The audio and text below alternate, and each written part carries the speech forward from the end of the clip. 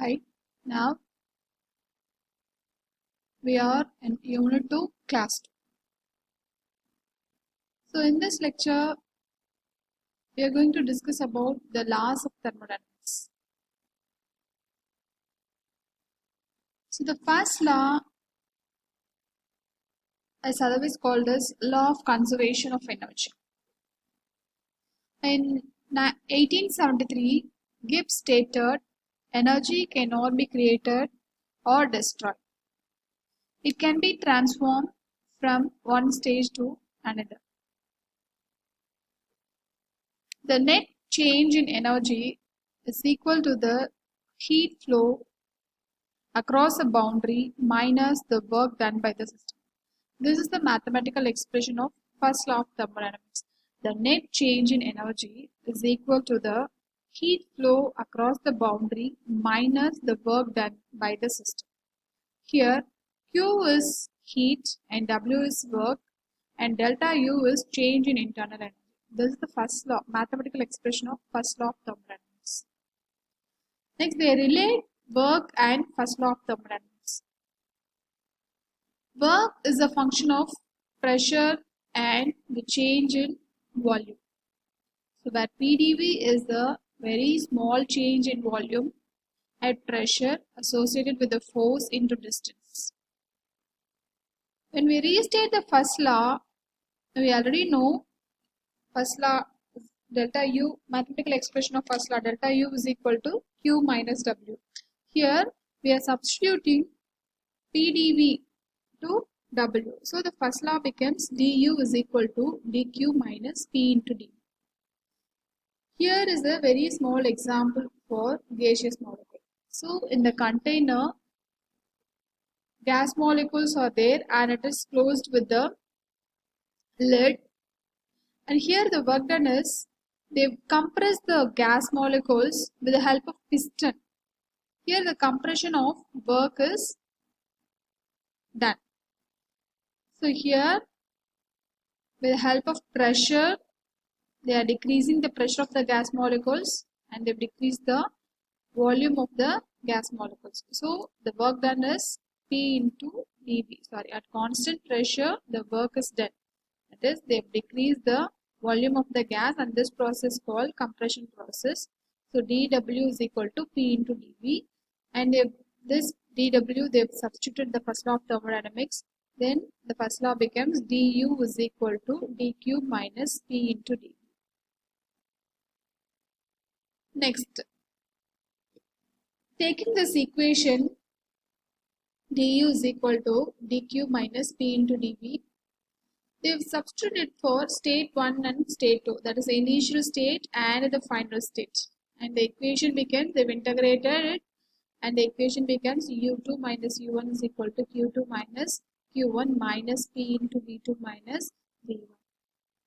Then they are making the equations like this and they rearrange, and at last the equation becomes qp is equal to E2 plus P into V2 minus E1 minus P into V, where QP is a measurable unit by measuring the temperature change resulting from the energy changes. That is from the chemical reaction. Then they termed the QP as enthalpy. Next, going to the enthalpy, H is equal to U plus P into V. Here, U and E both are termed as energy only. Next, they are differentiating this equation. dH is equal to du plus, here both the P and V terms are variables. So they have kept first P constant and they have differentiated volume. After that they have kept volume as constant and they have differentiated pressure. After that they will rearrange. And the equation becomes H1 is equal to U1 minus P into V1 and H2 is equal to U2 minus P into V2. Then they are calculating delta H is equal to H2 minus H1, and that is QP, constant pressure and volume. This is called enthalpy. The enthalpy H is the thermodynamic property of a system and it is defined as the sum of internal energy, of the system and the products of pressure and volume of the system.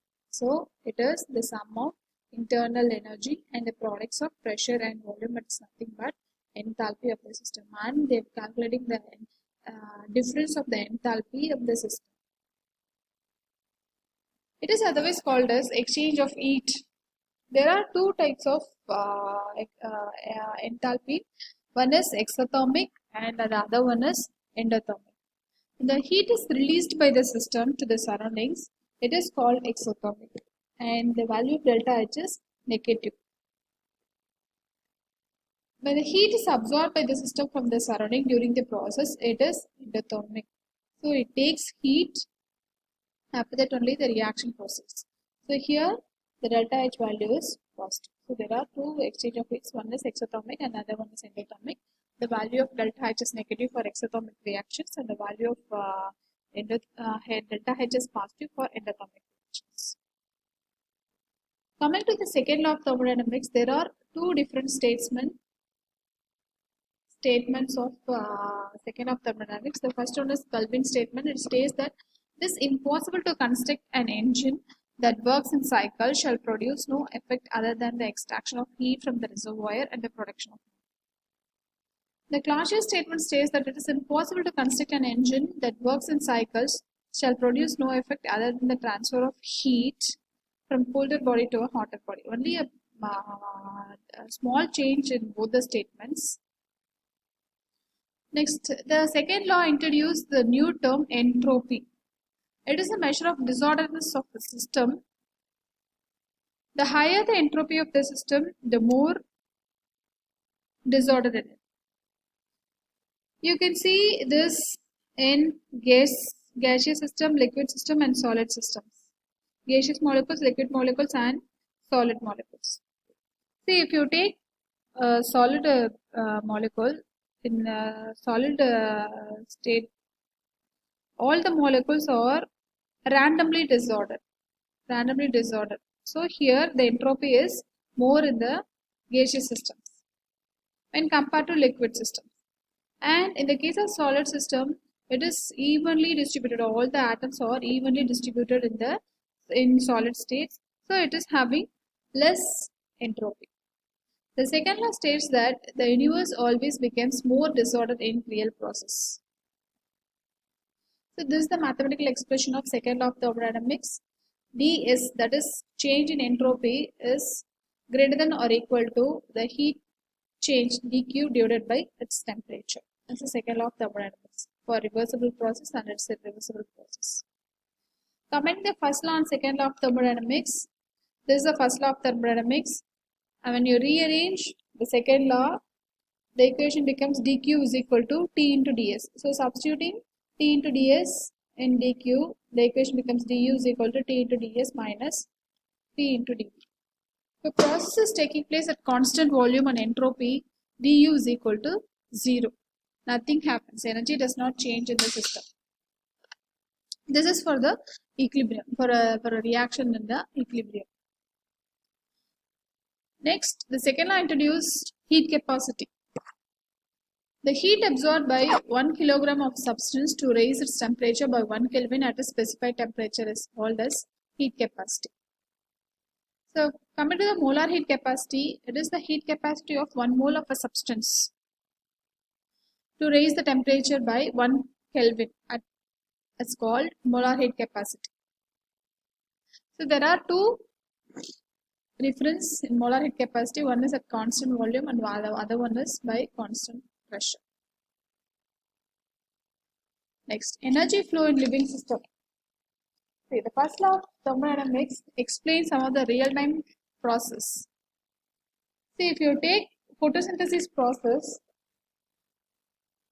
here the energy, the solar energy is converted into chemical energy. First law states that energy can neither be created nor be destroyed. It can be transferred from one form to the another. So if you take this process, here the solar energy is converted into chemical energy. Plants synthesize their food with the help of solar energy. And here chlorophyll plays a major role, and that converts into starch, the chemical energy. Here the carbon dioxide and hydrogen water is converted into starch and oxygen. So during the photosynthesis process, oxygen is given by the plants that we human beings are inhaling. And coming to the second law of thermodynamics, it states that whenever energy is transformed from one system to the another, always there is a loss of energy, and that loss is in the form of heat.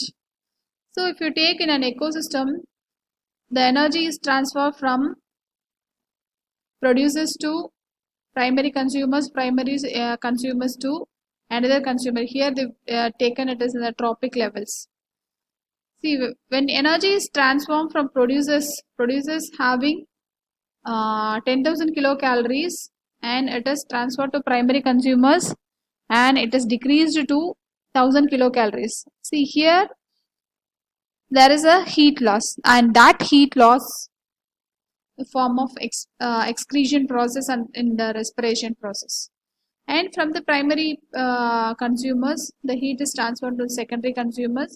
Here, 1,000 kilocalories is converted into 100 kilocalories, and from the secondary consumers, 100 kilocalories to 10 kilocalories. So here also there is a energy change, and that energy change is in the form of heat loss. Okay, this they've explained second law of thermodynamics in living systems. And the next law is zeroth law of thermodynamics. This law states that if two systems are separately in thermal equilibrium with the third one, then they tend to be in thermal equilibrium with themselves. Spontaneous process and entropy. Spontaneous process are the process that can proceed with no outside interventions. Entropy, we know it's a measure of randomness or disorders of the system. So this picture clearly explains about the spontaneous process.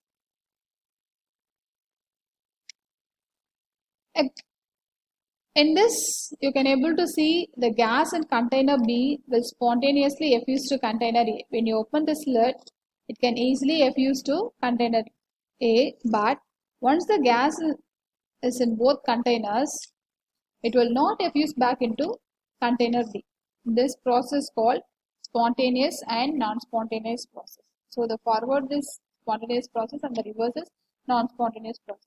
And this is explained in this example also. The shiny nail at the top figure will over a long time rust and eventually look at the bottom figure.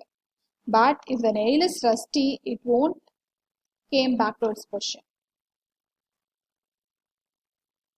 So irreversible process or the process that cannot be underwent by exactly reversing the process. All the spontaneous processes are irreversible and all the real processes are irreversible. And this is the entropy change for the reversible and irreversible process. For the reversible process, it is equal to 0, and the irreversible process, it is greater than 0. And these are some of the expected questions from this topic. And at last, I think you know some of the basic expressions in thermodynamics. Thank you.